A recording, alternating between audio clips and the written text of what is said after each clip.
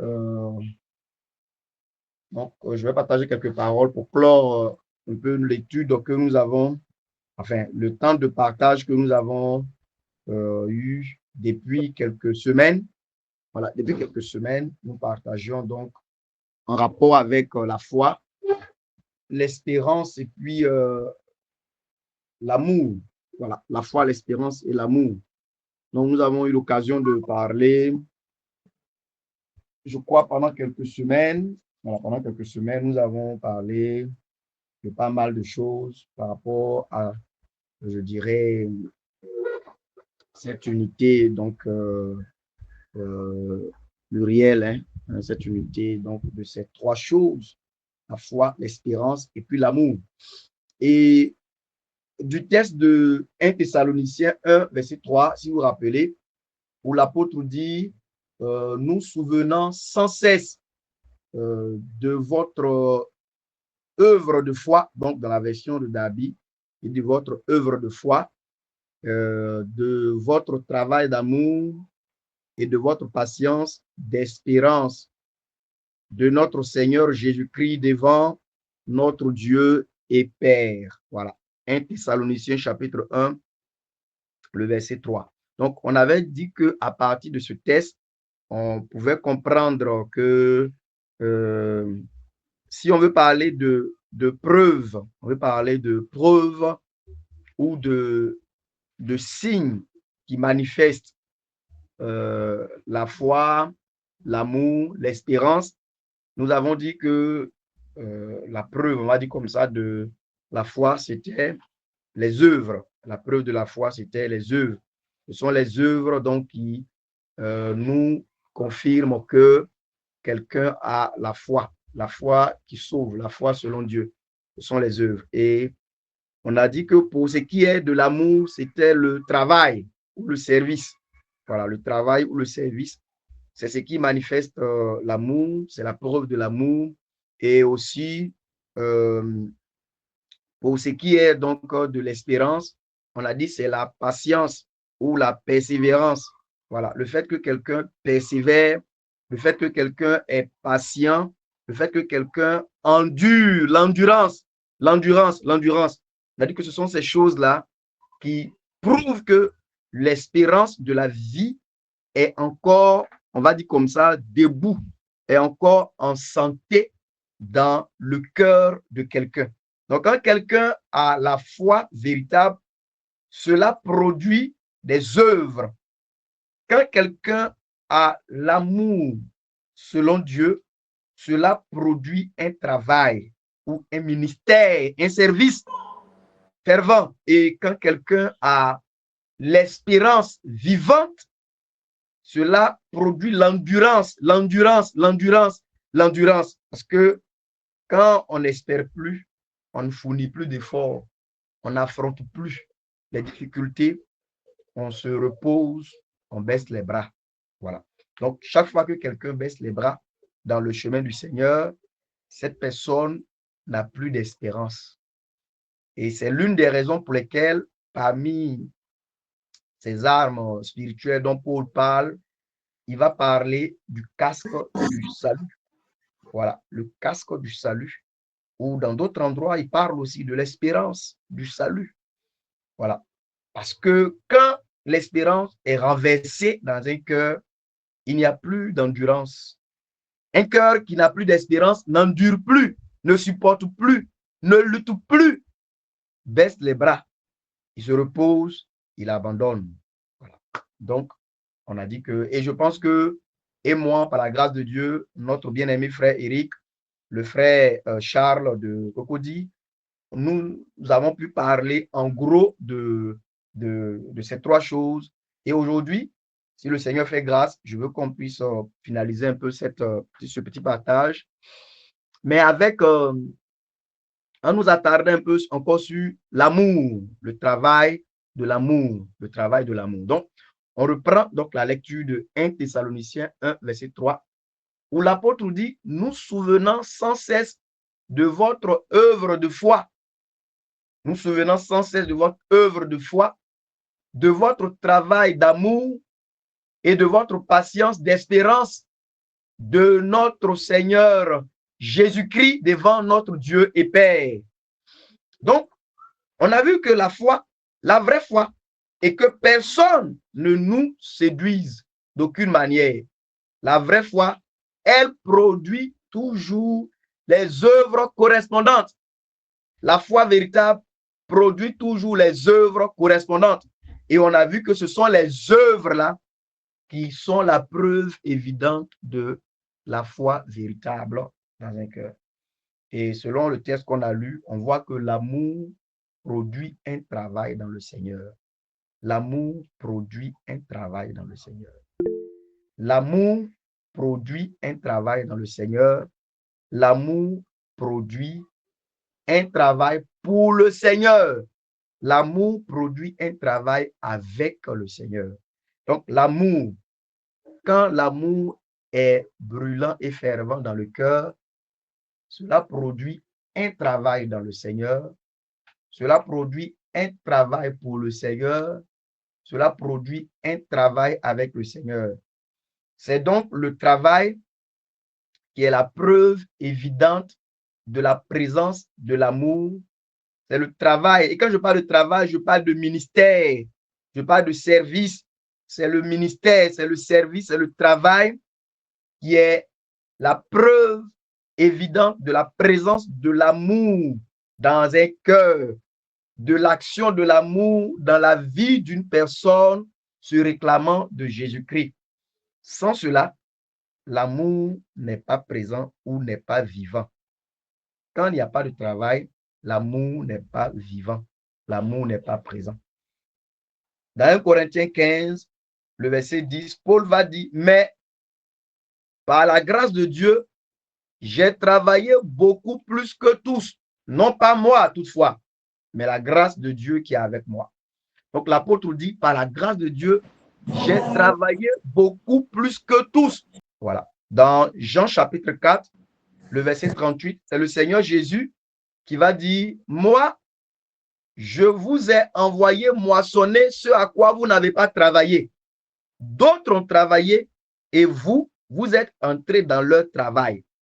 Moi, je vous ai envoyé moissonner ce à quoi vous n'avez pas travaillé. Le Seigneur dit, d'autres ont travaillé et vous, vous êtes entrés dans leur travail. Et je reviens encore au texte de Corinthiens, 1 Corinthiens 15, le verset 58, où Paul, donc, vers la fin de cette parole, de ce chapitre, il va dire, ainsi, mes frères bien-aimés, soyez fermes, inébranlables, abondants toujours dans l'œuvre du Seigneur. Écoutez, sachant que votre travail n'est pas vain dans le Seigneur.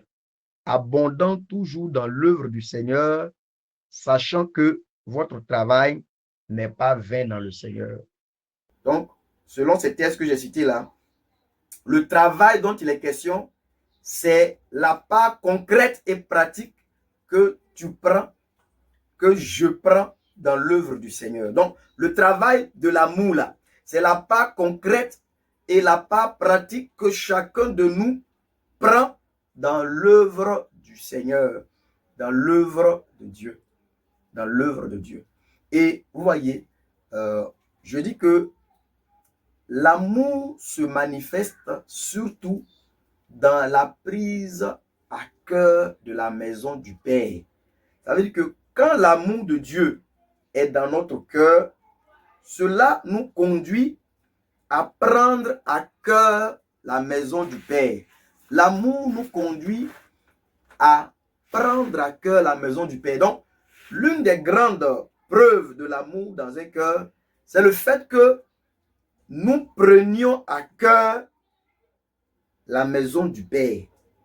Vous vous rappelez dans l'épisode de Jean où le Seigneur Jésus va faire un fouet et puis voilà, il va donc chasser voilà, les vendeurs qui sont dans le temple. Voilà, il va chasser les vendeurs qui sont dans le temple et il est écrit que les disciples, ils vont se souvenir qu'il est écrit donc dans la loi que le zèle de ta maison me dévore. Vous voyez, le zèle de ta maison me dévore. Et je dis que quand quelqu'un a l'amour de Dieu dans son cœur, l'une des grandes preuves, c'est que cette personne prend à cœur la maison du Père. Cette personne prend à cœur la maison du Père. Quand nous devenons relâchés, négligents et même indifférents par rapport à la maison du Père. Et quand je parle de la maison du Père, je veux parler de l'œuvre que Dieu fait. Quand je parle de la maison du Père, je veux parler de l'œuvre de Dieu. Je veux parler de l'église de Dieu. Je veux parler du travail que Dieu est en train de faire actuellement sur la terre pour sauver des hommes et pour les préparer, pour les construire, pour les porter à l'état de ressemblance entière à Jésus-Christ. Donc, ce travail donc que Dieu est en train de faire là, toute personne qui a dans son cœur un amour brûlant pour Dieu va prendre une part active à ce travail selon ses moyens, selon ses capacités, selon les grâces que Dieu lui a accordées.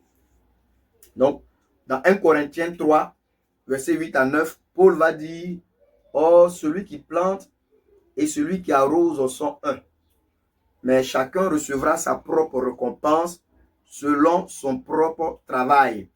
Chacun recevra sa propre récompense selon son propre travail, car nous sommes collaborateurs de Dieu. Vous êtes le labourage de Dieu, l'édifice de Dieu. » Donc Paul dit que celui qui arrose, celui qui plante et celui qui arrose sont un. Mais chacun recevra sa propre récompense selon son propre travail. Et il dit, nous sommes collaborateurs de Dieu. Vous, donc les frères donc, qui êtes à Corinthe, vous êtes l'édifice de Dieu, vous êtes le labourage de Dieu. Donc, je disais que l'amour de Dieu dans notre cœur produit un travail sérieux dans l'œuvre du Seigneur. Ça veut dire que quand nous avons l'amour de Dieu dans notre cœur, nous prenons une part active au travail qui se fait pour l'œuvre de Dieu. Quand l'amour de Dieu est dans notre cœur, nous prenons une part active au travail qui se fait. Le travail que Dieu est en train de faire, le travail que Dieu est en train de faire. Nous prenons une part active, nous sommes engagés, nous sommes de cœur. Quand l'amour de Dieu est vivant dans notre cœur, c'est comme ça. Quand l'amour n'est pas brûlant, quand il est un amour qui commence à se refroidir, alors vous allez voir que nous avons de mieux en mieux de cœur, nous avons de mieux en mieux d'intérêt, nous avons de mieux en mieux, enfin, de moins en moins, pardon, nous avons de moins en moins, voilà, je dis ça, de moins en moins de cœur. Quand l'amour commence à se refroidir, nous avons de moins en moins, voilà, merci, de moins en moins de cœur, de moins en moins de temps, de moins en moins d'intérêt, de moins en moins, je vais dire comme ça, d'ingéniosité pour ce qui concerne l'œuvre de Dieu, la maison de Dieu. Nous n'avons plus d'ingéniosité. Notre cœur est ainsi donc un cœur qui n'est plus ingénieux, ingénieux pour Dieu, ingénieux pour la maison de Dieu. Vous voyez, frères, écoutez-moi, mes frères et mes soeurs, voilà une chose que je veux nous dire. Il y a aujourd'hui, vous savez que le Seigneur Jésus a annoncé que à cause des temps difficiles dans lesquels nous allons parvenir et dans lesquels nous sommes nous aujourd'hui, il dit que l'amour du plus grand nombre allait se refroidir. Voyez-nous. Le Seigneur dit que l'amour du plus grand nombre allait se refroidir à cause aussi de l'accroissement donc de l'iniquité, de l'accroissement du péché. Et aujourd'hui, les chrétiens sont souvent, vous voyez, friands. Il y a certains sujets qui, tout à l'heure, ça les éveille, ça les intéresse. Il y a certains sujets qui leur plaisent, qui leur tiennent à cœur. Mais par exemple, vous voyez, quand on parle d'un sujet comme de l'amour, certains n'y voient pas un grand intérêt. Ils ne sont pas beaucoup touchés. Bon, ce n'est pas quelque chose. Ça ne va pas révéler peut-être le problème qu'ils vivent. Ça ne va pas découvrir qui est à la base des échecs répétés dans lesquels peut-être ils se retrouvent dans leur entreprise. Écoutez-moi bien, frères et sœurs. Écoutez-moi bien. Le Seigneur Jésus a dit que le premier et le plus grand commandement, c'est d'aimer Dieu. Et le commandement qui est comme ce premier commandement, c'est d'aimer notre prochain comme nous-mêmes. Il dit que de ces deux commandements-là dépendent toute la loi et les prophètes. Et écoutez bien, frères, j'ai déjà partagé à des frères que quand vous prenez les lettres du Seigneur Jésus aux églises dans Apocalypse, les 7 églises, je reconnais que ces lettres-là, les choses que le Seigneur Jésus a eu à dire dans ces lettres, ça concernait des églises de manière historique. Ça veut dire que les églises d'Asie auxquelles Jean l'apôtre a envoyé les lettres là étaient des églises vivantes, enfin des églises, je vais dire que réelles qui existaient. Et les problèmes dont le Seigneur parlait, c'était des problèmes réels qui étaient dans ces églises. C'est vrai qu'il en a parlé de manière imagée, de manière symbolique, mais c'était des problèmes réels, c'était des problèmes qui étaient ainsi donc dans donc les églises en question. Donc, il a reproché des choses. Mais j'ai déjà dit que ces églises aussi, les lettres que le Seigneur a envoyées à ces églises parlaient aussi de manière prophétique de l'histoire même de l'église depuis son établissement aussi par Dieu à la Pentecôte jusqu'au jour où la trompette de Dieu sonnera, où le Christ, le Fils du Dieu vivant, sortira comme un époux de sa chambre et qu'il viendra à la rencontre de sa fiancée bien-aimée qui se sera préparée pour être avec son époux. Ces lettres-là parlent de l'histoire de l'Église de manière générale. Par exemple, quand vous lisez l'Apocalypse, le Seigneur va prendre Jean, il va lui dire que viens, et il dit écris, écris. Écris quoi? Les choses que tu as vues. Il dit écris, écris les choses que tu as vues. Quelles sont ces choses-là? Il dit celles qui sont, celles qui, je crois, celles qui sont, voilà. Hein, je veux lire cela. Hein, Apocalypse chapitre 1. Hein, chapitre 1. Donc,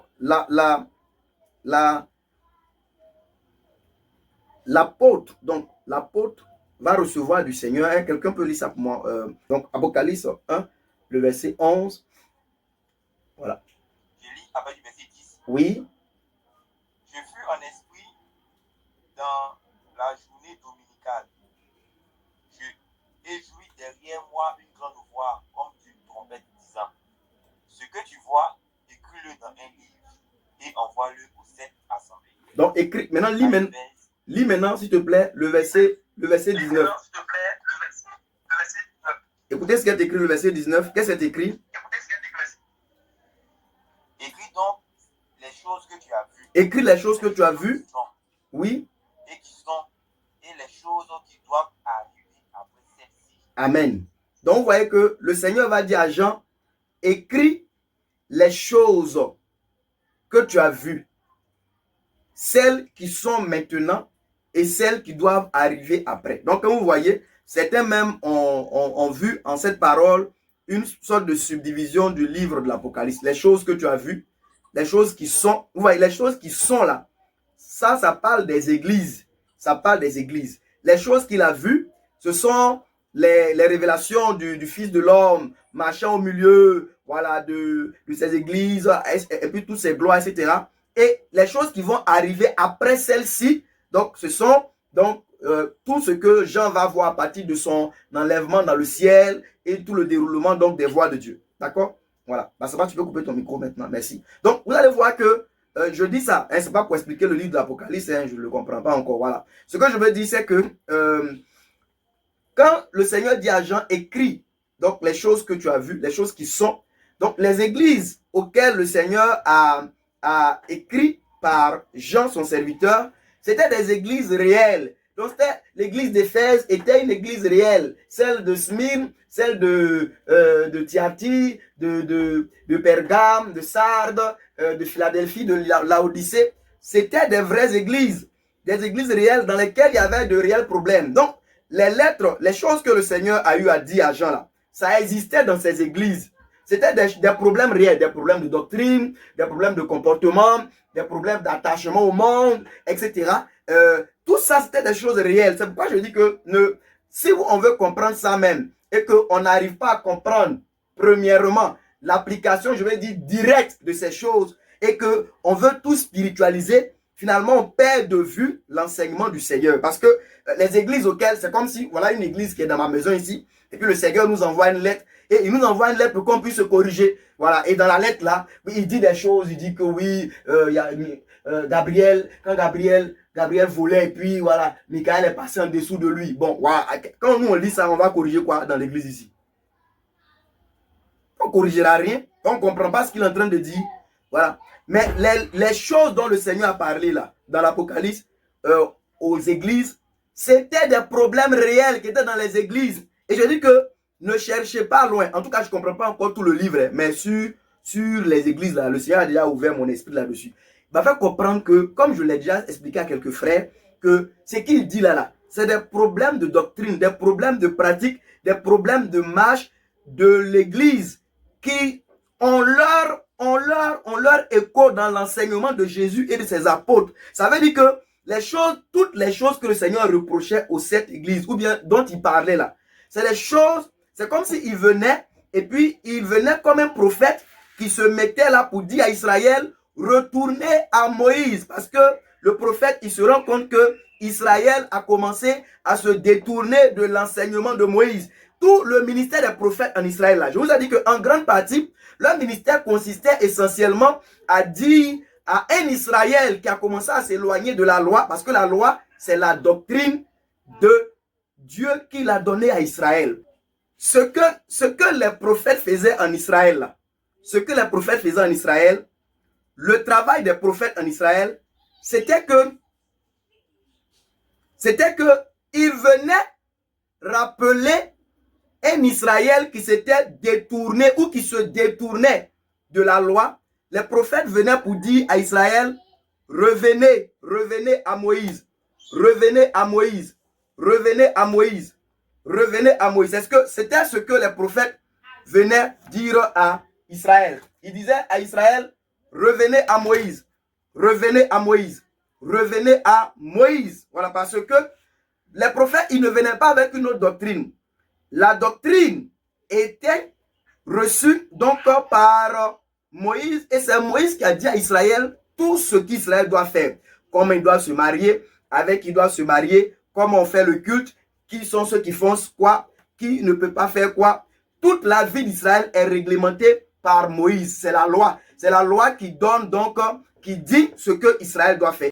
En Israël, le rôle des prophètes, c'était essentiellement, je salue Juliette, chère soeur, le rôle des prophètes, c'était essentiellement de pouvoir, en fait, demander à Israël de revenir à Dieu selon la loi. Le rôle des prophètes, c'était de demander à Israël de revenir à Dieu selon la loi. Les prophètes, ils ne venaient pas avec une nouvelle doctrine. Ils ne venaient pas avec une nouvelle doctrine. Les prophètes, ils venaient en demandant à un Israël qui se détournait de Dieu de revenir à la loi de Moïse. Donc, il disait à Israël de revenir à la doctrine. Il disait à Israël de revenir à la doctrine. Et je dis que ce que le Seigneur Jésus fait dans l'Apocalypse, il se présente comme un prophète. Il est le prophète de l'Église. C'est lui le prophète de l'Église. Il se présente comme un prophète devant l'Église qui a déjà reçu la doctrine de la bouche de Jésus lui-même et de ses apôtres. Donc, il vient pour dire, vous là, vous êtes en train de vous détourner ici. Là-bas, vous êtes en train de laisser rentrer telle chose. Ici, vous êtes en train de vous lier d'amitié avec les femmes étrangères, avec les Moabites, avec les femmes égyptiennes. Là-bas, vous êtes en train de profaner le sabbat. Vous ne pratiquez plus le sabbat selon l'ordonnance. Est-ce que vous comprenez mon langage? C'est ça que le Seigneur Jésus fait dans Apocalypse 2 et Apocalypse 3 par rapport aux églises dont il parle. Il va ainsi donc faire des reproches ou des encouragements, des félicitations, mais c'est en rapport avec la doctrine, les pratiques et les voies de Dieu qui ont déjà été communiquées à l'Église au travers de Jésus et de ses apôtres. Donc, si nous voulons comprendre ce qu'il a dit là, il faut regarder ces choses-là et puis chercher l'écho de toutes les choses dont le Seigneur parle là. Il faut chercher l'écho de ces choses dans la doctrine de Christ et de ses apôtres. C'est là-bas qu'il faut aller voir. Et puis, je dis ça chaque fois. Vous voyez, nous les hommes, on est intelligents. Et Dieu, lui, il est l'intelligence. Vous comprenez? Nous sommes intelligents, mais Dieu est l'intelligence. Et nous ne pouvons pas, par exemple, venir reprocher quelque chose à quelqu'un alors qu'au préalable, on ne lui a pas donné un modèle. On ne peut jamais venir reprocher à quelqu'un d'avoir mal fait une chose alors qu'on ne lui a pas dit au préalable comment on fait la chose. Donc, toutes les fois que le Seigneur Jésus va faire un reproche à une église, c'est parce que cette église-là avait au préalable reçu comment il fallait marcher sur cette chose. Et parce qu'elle a commencé à s'en détourner, c'est pour cela que le Seigneur Jésus, il peut venir lui faire des reproches. Donc, tout ce que le Seigneur Jésus dit dans Apocalypse, là, je dis que l'écho de ces choses, ça se trouve dans son enseignement avec l'enseignement que les apôtres ont donné aux églises. Il faut aller chercher ça là-bas. Maintenant, ce n'est pas mon sujet. Je ne vais pas m'étendre longuement là-dessus, mais j'expliquais un peu pour qu'on puisse comprendre ce de quoi je veux parler. Et j'explique aux frères que vous voyez, l'église, la dernière, l'église de Laodicée, vous allez la voir qu'elle ressemble étrangement à l'église de notre époque. En fait, je dis ça comme ça, la situation générale de l'église de notre époque, là, ça ressemble étrangement à l'église de Laodicée. Cette église qui se dit riche, qui se dit puissante, qui se dit influente, qui se dit qui s'est enrichie, qui n'a besoin de rien, voilà, qui domine les sphères de la société, voilà, qui est dans les hautes sphères de décision. Et le Seigneur dit que tu es une église en fait aveugle, tu es une église pauvre, tu es une église nue, tu es une église qui n'est pas consciente même de sa vraie situation devant Dieu. Et je dis que ça ressemble étrangement à l'église de notre époque, surtout à la situation générale de l'église de notre époque.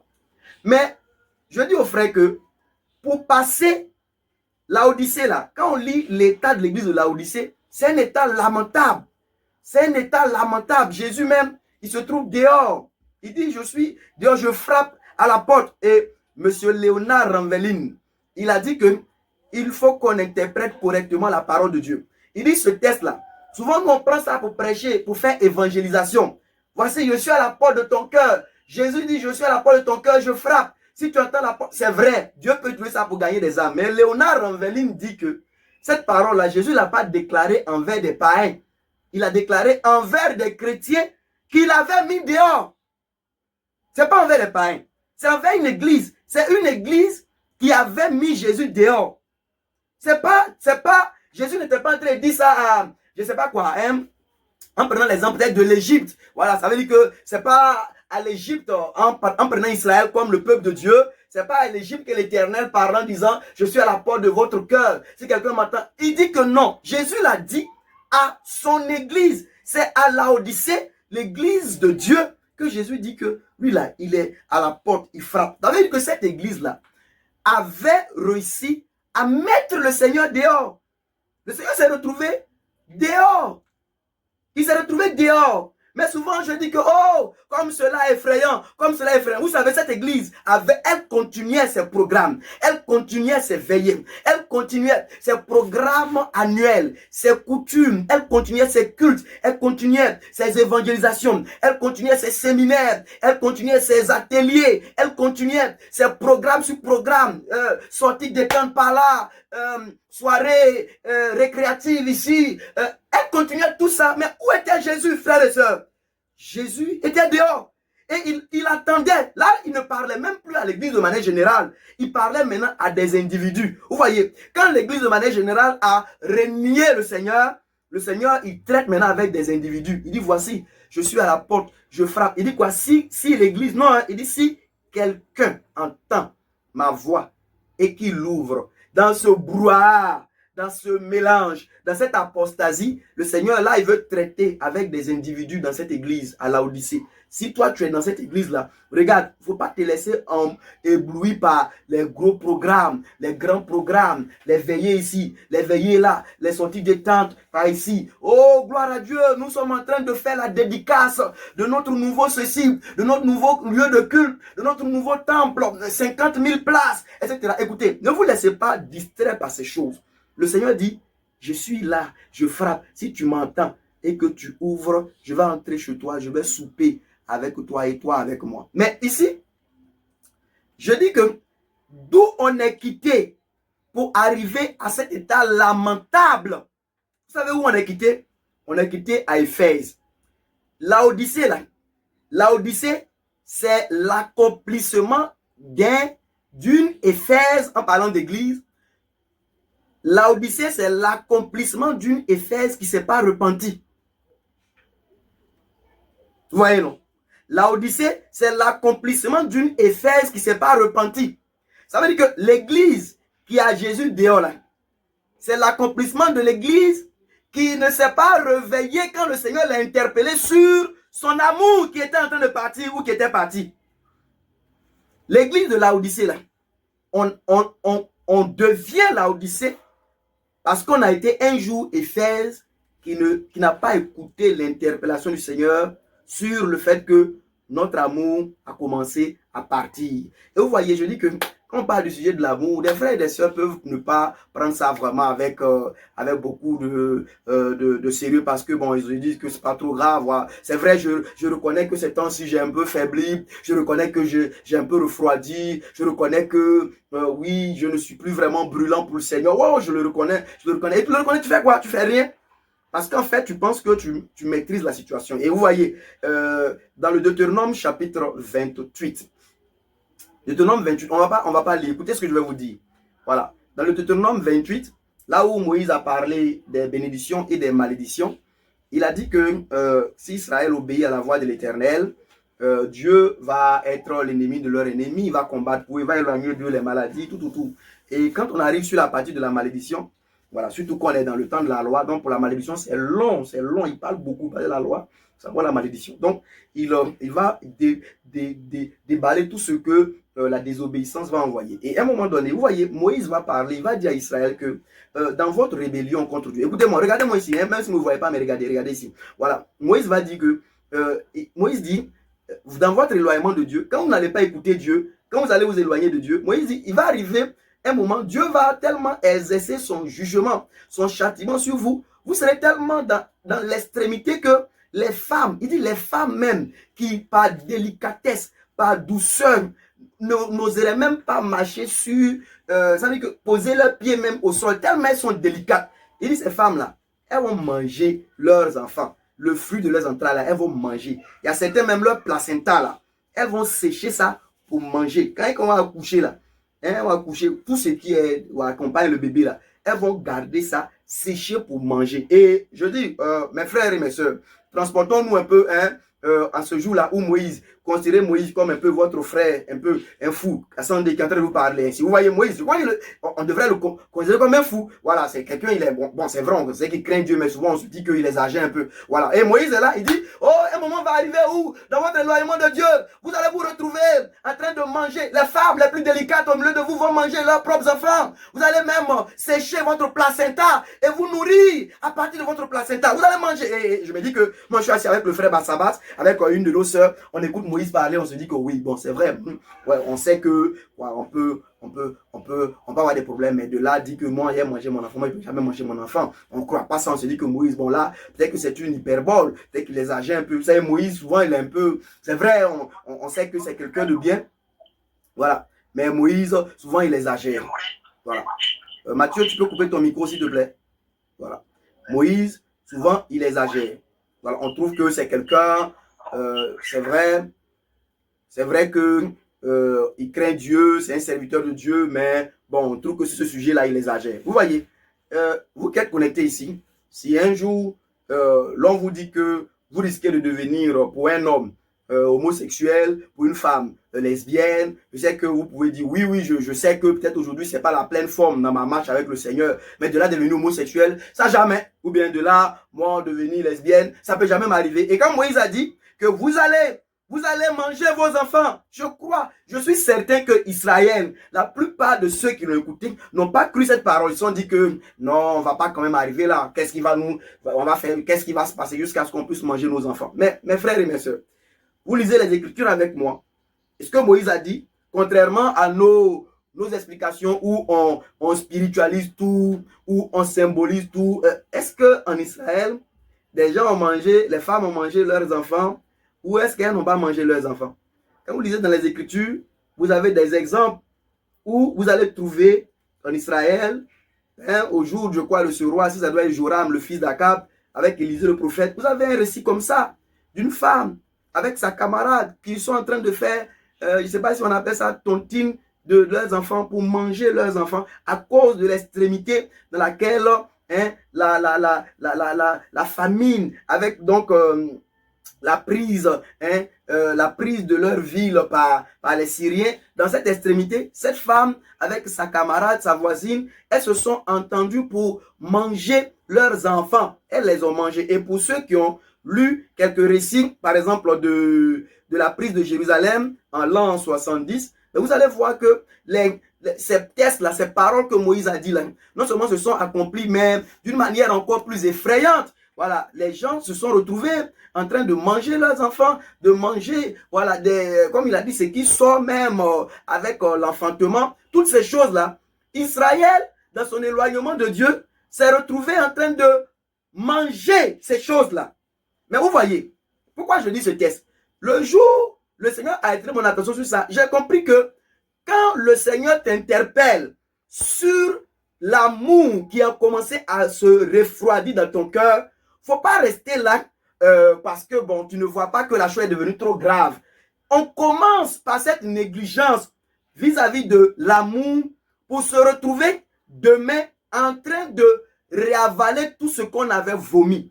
On commence par la négligence de l'interpellation du Seigneur par rapport à notre amour. Il disait à Éphèse, ce que vous faites c'est bien. Vous êtes une église, l'œuvre, vous êtes engagé, il y a beaucoup de choses. Même ce que j'ai contre toi, c'est que tu as abandonné ton premier amour. Cet amour fervent, cet amour brûlant, ce cœur qui m'aimait.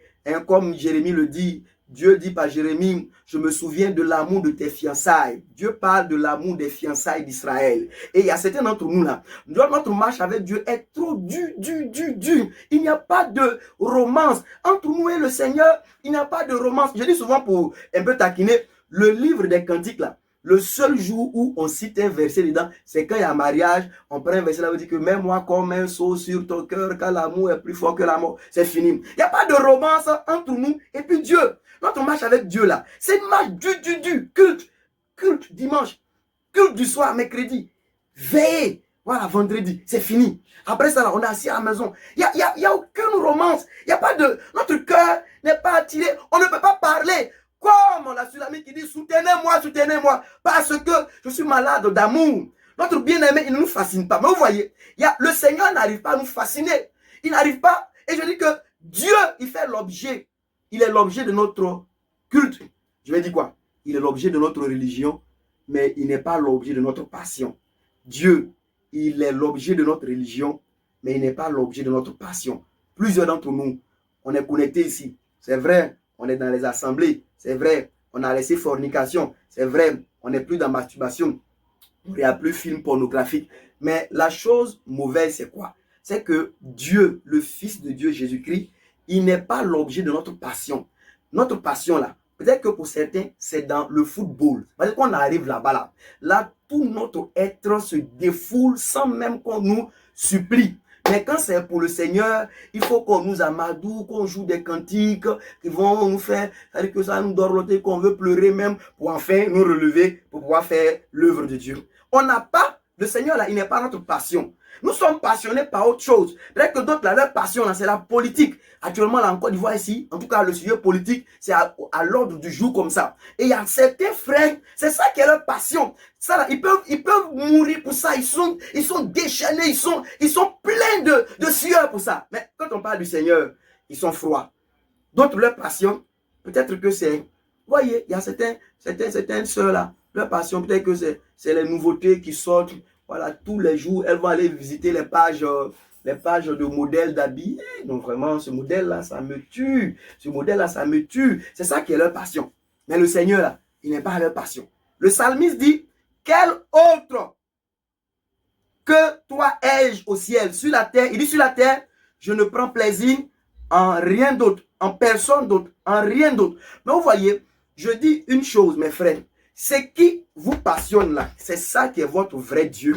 Ce qui vous passionne là, c'est ça, c'est pas Dieu là. Ce qui vous passionne là, c'est votre vrai Dieu. Et Jésus, notre Seigneur, il doit être notre passion. Il doit être notre ambition. Jésus doit être ma passion. Jésus doit être mon ambition. Jésus doit être mon avenir, mon projet d'avenir, comment on appelle ça, mon profil de carrière. Tout ça là, ça doit être Jésus. C'est Jésus qui doit être l'objet profond de mes soupirs. C'est lui qui doit être l'objet profond de mes soupirs. C'est lui qui doit être l'objet profond de mes soupirs. Jésus ne veut pas simplement être celui que nous venons religieusement ou bien chrétiennement rencontrer dans nos réunions. Mais quand on quitte là, il y a d'autres choses qui nous passionnent. Il y a d'autres choses qui nous tiennent à cœur. Il y a d'autres choses qui prennent notre temps. Il y a d'autres choses qui ont plus de poids, de pression sur nous. Non, le Seigneur Jésus, il doit être l'objet de la passion de chacun de nous. Nous devons être malades d'amour et demander aux filles de Jérusalem de nous soutenir avec des gâteaux de raisin parce que nous sommes malades d'amour, parce que nous soupirons après notre bien-aimé, celui-là qui fait l'objet de toute notre suppli, nos soupirs, nos cris. Nous demandons comme avec l'Église et l'Esprit de l'Apocalypse pour dire, oh Seigneur Jésus, viens, Seigneur Jésus. Aujourd'hui, les chrétiens de maintenant, ils ne peuvent pas dire ça. Ils ne peuvent pas dire ça parce qu'ils ont peur. Ils ont peur que Jésus vienne et qu'il mette fin à leurs aspirations terrestres. On ne veut pas dire, viens Seigneur Jésus. Non, nous on dit, Seigneur, attends. Et souvent même, on a le courage de dire que non, Jésus ne peut pas venir maintenant, il ne s'est pas encore marié. Il ne peut pas venir maintenant. Lui-même sait qu'il doit d'abord travailler, il doit avoir ma voiture. Il faut que tous les tontons dans les salons desquels j'ai dormi et qui, voilà, m'ont parlé mal, qui puissent savoir que moi, la fille de Dieu, on ne me parle pas mal, on ne se comporte pas mal envers moi, etc. Vous voyez. Alors, le Fils de Dieu, le Seigneur Jésus-Christ, frère, ne doit pas être simplement l'objet de notre religion. Jésus doit être l'objet de notre passion. Parce que ce qui te passionne là, c'est ça qui est ton vrai Dieu. Ce qui te passionne, c'est ton vrai Dieu. Et Jésus doit, si il occupe, je vais dire comme ça, les places religieuses, et puis quand on arrive au niveau des passions, c'est quelque chose d'autre qui prend cette place. Je vous le dis de tout mon cœur, ce n'est pas quelque chose qui est approuvé par Dieu. Souvent, je dis aux frères, vous voyez, il y a des débats au milieu des chrétiens, du genre, est-ce que ceci c'est péché? Est-ce que ceci c'est péché? Est-ce que ceci c'est péché? Chez Dieu là, les choses ne marchent pas comme cela. Chez Dieu, ce n'est pas une affaire de péché ou non péché. Ce n'est pas comme ça que les choses marchent. Et je veux qu'on lise un dernier texte. Je m'arrête avec ça. Dans le livre de Amos, le prophète, quelqu'un peut lire pour nous. Amos, chapitre 1. Gauthier, si tu as la folie. Cyril, Gauthier, tu peux lire Amos, chapitre 6, à partir du verset 1. Je dis que chez Dieu, les choses ne fonctionnent pas en c'est péché ou c'est pas péché. Même quand ce n'est pas péché, mais je parle ici de passion. Je parle ici de passion. Qu'est-ce qui te passionne? Qu'est-ce qui te presse? Et Paul dit l'amour de Christ nous presse, ça nous étreint. L'amour de Jésus, c'est ça qui nous presse. Mais toi, qu'est-ce qui te presse? Qu'est-ce qui te passionne? Gauthier, tu es là, tu peux lire pour nous. Amos 6, pas du verset 1. Amos 6. Oui. Oui, le verset 1. Oui, commence avec le verset 1. Oui. Parole d'Amos, l'un des bergers de Tekoa. Non, Amos chapitre 6, pardon. Chapitre 6, là tu lis le chapitre 1. Pardon, oui, vas-y. Malheur à ceux qui vivent tranquilles dans Sion et en sécurité sur la montagne de Samarie, à ces grands de la première des nations, auprès desquels va la maison d'Israël. Passez à Calné et voyez. Allez de là jusqu'à Hamath, la grande, et descendez jusqu'à Gad chez les Philistins. Ces villes sont-elles plus prospères que vos deux royaumes? Et leur territoire est-il plus étendu que le vôtre? Vous croyez éloigner le jour du malheur et vous faites approcher le règne de la violence. Oui. Ils reposent sur les lits d'ivoire. Ils sont mollement étendus sur les couches. Ils mangent des agneaux du troupeau, les veaux mis à l'engrais. Ils extravagent au son du luth. Ils se croient habiles comme David sur les instruments de musique. Ils boivent le vin dans de larges coupes. Ils soignent avec la meilleure huile et ils ne s'attristent pas sur la ruine de Joseph. Tu veux t'arrêter là, frère? Merci. Comment? C'est bon. Vous voyez, le prophète dit, malheur à ceux qui vivent tranquilles. Malheur à ceux qui vivent tranquilles. Alors, vous voyez, comment si tu vis tranquille, c'est quel malheur qui doit venir sur toi? Et le prophète dit, malheur à ceux qui vivent tranquilles. Vous voyez? Et il dit, dès la fin, que ces gens-là, ils le font, vous voyez, il dit, ils dorment sur des canapés, des divans, voilà, ils boivent le vin, ils mettent les parfums de grand prix et ils ne s'attristent pas. Il dit, ils ne s'attristent pas sur le cas de Joseph, le cas du peuple de Dieu. Le peuple de Dieu va mal et puis toi, tu dors tranquille. C'est que tu es déjà dans le malheur. Voilà ce que le prophète dit. Le peuple de Dieu va mal, toi, tu dors tranquille. L'œuvre de Dieu va mal, toi, tu fais la fête. L'œuvre de Dieu va mal, toi, tu fais la fête. Mais vous voyez que, je dis que marcher avec le Seigneur, ce n'est pas une affaire de péché. Ici, le prophète dit, malheur à ceux qui vivent tranquilles en Sion. Vous ne pouvez pas être des personnes qui sont tranquilles pendant que le peuple de Dieu va mal. Et ce qui fait que on peut être en train de se relaxer, prendre du bon temps, pendant que l'œuvre de Dieu va mal, c'est simplement que notre cœur ne brûle pas d'amour pour le Seigneur. Parce que je vous ai dit que la preuve de l'amour, c'est le fait de prendre à cœur la maison du Père. Quand on a l'amour de Dieu dans notre cœur là, on prend à cœur la maison du Père. Vous ne pouvez pas voir Joseph, vous ne pouvez pas voir Ephraim, vous ne pouvez pas voir le peuple d'Israël aller mal. Et puis vous vous réveillez, vous êtes là, vous buvez, vous jouez la harpe, vous prenez pour David, voilà, vous mettez les bons parfums sur vous, vous continuez les palais. Mais le prophète dit, mais malheur à vous, vous n'allez pas bien, vous n'êtes pas intelligent, vous n'êtes pas réveillé, vous êtes mort, vous êtes mort, vous êtes mort. Frères et sœurs, écoutez, je veux m'arrêter pour dire, le Seigneur Jésus, je répète, ne doit pas être simplement l'objet de notre religion. Jésus doit être notre passion. Jésus doit être surtout notre passion. Parce que c'est qui est notre passion là? On ne nous force en rien pour aller vers cela. On ne nous poursuit jamais pour aller vers nos passions. On ne nous demande jamais pardon pour aller vers nos passions. Les passions là, ça nous attire naturellement. On y va naturellement. On n'est pas fatigué des passions. Quand une chose nous passionne là, on ne voit pas le temps passer. Quand une chose nous passionne, personne ne nous demande pardon pour cela. On y coule, on coule dedans, on coule dedans, on coule dedans. Et le Seigneur, même si vous êtes comme Éphèse et que vous travaillez, vous servez Dieu, vous êtes dans beaucoup de choses, mais qu'il voit que votre cœur maintenant est tourné vers d'autres choses. Si d'autres choses commencent à vous passionner, vous direz, oh, là, quelque chose ne va pas. Quelque chose ne va pas. Je n'arrive plus à te passionner. Je n'arrive plus à te passionner. Vous voyez, je n'arrive plus. Et quand le Seigneur n'arrive plus, c'est que quelque chose d'autre est en train de prendre le cœur. Et la chose qui prend le cœur, tu dis indirectement que cette chose-là, elle doit être plus, je dis comme ça, elle doit avoir plus de valeur que le Fils bien-aimé de Dieu. Il ne faut pas qu'il en soit ainsi, mes frères et sœurs.